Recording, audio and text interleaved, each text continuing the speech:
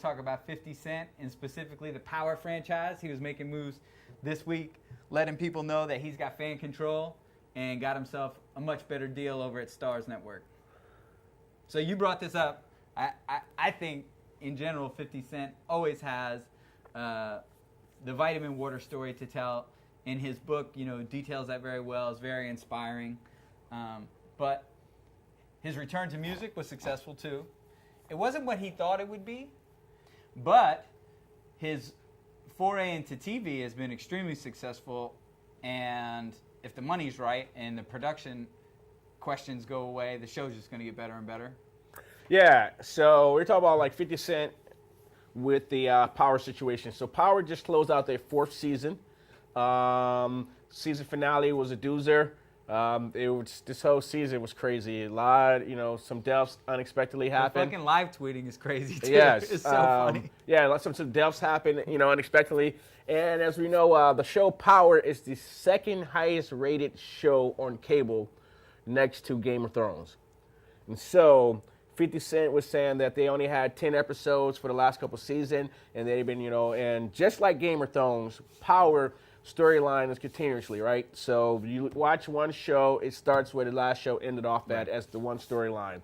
And so which helps make them great shows because they keep it intact, they never veer off. Makes it a bitch to write, though. The writers got their work cut out for them.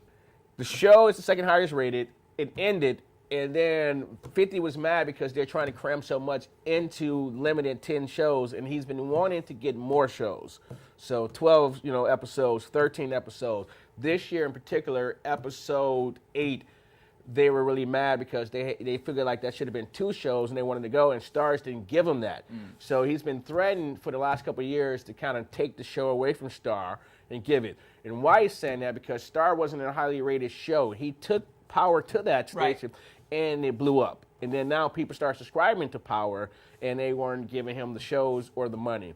So he started a campaign soon as the season finale went off is to cancel your Starz subscription. And that lasted for how long? 6 days. 6 days.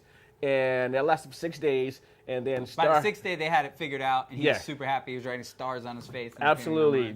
Turning around, and got what he wanted out of it. And that's a boss move. And he was bossing up on that. And so let's talk about negotiation. He tried the same stunt we saw in January 2016. Okay. And then comes back and tells people, cancel your subscription. So fans have to be engaged enough and like the show enough and support 50 enough to actually go through and cancel the subscription if they were paying it in the first place and not stealing. Right. It's number 2 highest rated show in there. So so that proof is in the pudding. Nelson has it, and he knows that is a hip hop audience. So really good negotiating chips on his side. Yeah, because it's just like it's like what Kevin Durant did. So if you're already built up your thing and everybody know that you're hot, right? And everybody know that Power is hot, and then if they have, they don't have a contract for the next year, but it's the 2nd highest rated show, and then he's like, hey, well, I'm just take my damn show and take it to BET or somewhere else. Yeah, maybe I won't have some of the sexual content in it, and the show will still be respected. So he had them against the wall because now if he tell everybody to cancel the subscription and take it to BET, most people are going to cancel their subscription to Starz because they're like, there's nothing else I really want to watch. So 50 in general has done well on the deal-making and negotiating ends of things. Well, he's done, definitely. And that dude he wrote his book with, I can't think of his name. Robert Greene, 40 Laws of Power. Right. And he wrote the 50 Laws of Power.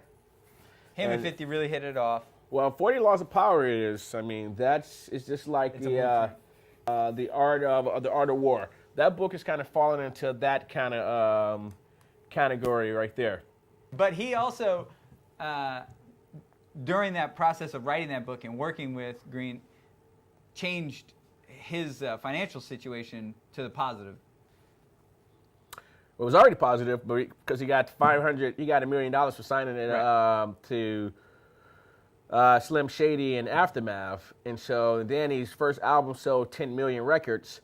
So he was doing good right there, and then out of nowhere, he signed a deal with what was the water company? Vitamin Water. Vitamin Water, and then once he signed, it was a small company, and then they sold. Right. And then out of that, he got 10% of the sale, and that was questioning. Was it like was it 100 million or 4 million? It was something. It was 100 million. Yeah. It was something. Nobody ever really. That he got. Well, that's what we were told. Yeah. Nobody really No ever one confirmed knows. it. Yeah. But what came out of that is the myth, though, because it's like fake it till you make it. So even if, whatever he got, it helped him get Yeah, more money more, yeah, just by exactly. that rumor alone.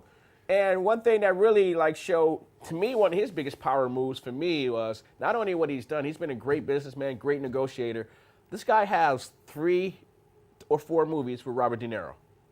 And you can have some of the A actors in the world can say that. And these are like pretty much straight to video movies as well.